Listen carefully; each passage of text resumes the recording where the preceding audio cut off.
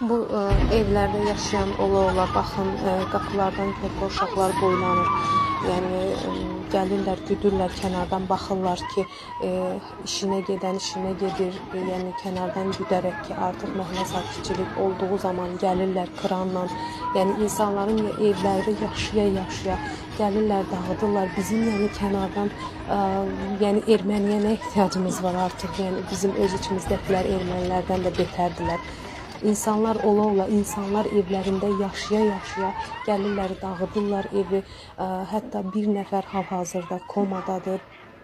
Respublikanski balnisada, yəni vəziyyəti çox ağırdır. Traktorun altında qalıb, daha doğrusu traktoru bilərəkdən həmin insanın üzərinə sürüblər.